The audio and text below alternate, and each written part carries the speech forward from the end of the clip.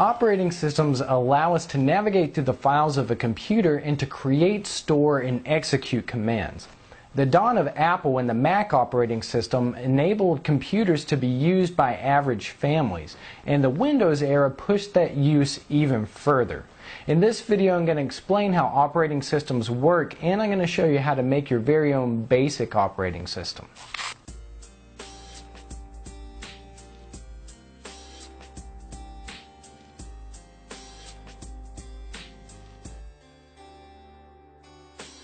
Operating systems are programs that allow users to interact with computer hardware. They're made up of hundreds of thousands of different commands that tell a computer what to do.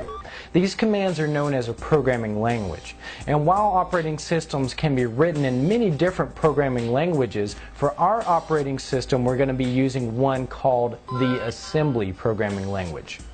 The first thing that we're going to need is something to put our operating system on. We'll be using a floppy disk since it's the simplest interface for constructing a booting operating system from the ground up. Since I don't have a floppy disk or drives, I'm going to be using a version of VirtualBox running Windows XP. So all I have to do is download an image of a floppy disk from here and then go to Devices, Floppy Devices, and load the floppy image. Now I can use VirtualBox to create and test my operating system. Then from within VirtualBox, you'll need to download and install NASM and open up the installation folder. This is where we're going to store our project. This tutorial assumes that you already have working knowledge of the assembly programming language. If you don't, you can check out these resources to find out more information about it.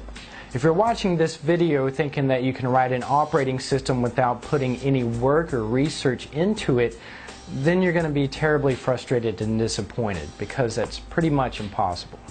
The operating system that we're going to be writing is based on the Mike OS project created and developed by Mike Saunders. You can find his original version of the code here. And if you want to follow along with this video, you can download my customized version of the code here. The next thing that we need to do is make sure that the computer can boot to our floppy disk. We can do this by writing some code to the first sector of the floppy disk that tells the computer to execute the code that we write. This is called a bootloader or bootstrap. If we open up a command prompt, we can see the floppy's current boot record by typing debug and L space 0 space 0 space 0 space 1 to copy the disk contents into RAM. Then if you type D space 0, it will display it. You can see how it labels the DOS version and the format type. This is known as the boot record. And if you type D space 180, then you can see what it will currently display if we were to boot to the disk right now. This is the bootloader, and this is what we're going to rewrite. Now you can type quit to quit the debugger. Along with preserving the boot record of the disk, the bootloader has a bunch of other different functions as well, and I'll explain those as we go along. If you want to follow along with creating the bootloader, you can use the boot.asm file found in the project folder for reference. Open up Notepad and begin typing this code, which sets it to 16 bits and tells it to jump past the disk description. This section is the disk description, and you can customize the disk label and OEM name to fit your preference. Next is the bootloader section, where we create the space to launch our code, prevent any hardware conflicts, and get the boot device number. These next few sections read and search the floppy disk for the file that we wish to load. Then it loads it and sets up the file allocation table from it. Next, we need to create the subroutines that we referenced and jumped to earlier in the code. Here's where we create the variables for the file that we're trying to find, which we'll call kernel bin, and we'll create any error strings for errors. Lastly, we'll end the boot sector and start the buffer. Now save it as boot.asm to your NASM directory. Then double click on nasmpath.bat and type nasm space boot.asm space -o space boot.bin to convert it to a bin file. Now we need to write it to a disk, so type debug and then type n space boot.bin and then type L space 0 to write the contents of the file into memory. Then type W space 0 space 0 space 0 space 1 to write the file to the first sector of the floppy disk. What we've just done is written a new bootloader onto the disk that tells the computer to boot to it and then searches the disk for a specific file. This file is going to contain our operating system commands, and it will let us run and call other programs. In the coding community, this is called a kernel, and here's how you make it.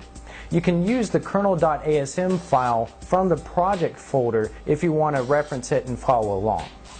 So let's open up Notepad again, and let's set the file to 16-bit and set the memory size to load our kernel into. Next, we're going to go ahead and call all of our functions so that we create a spot for them in memory.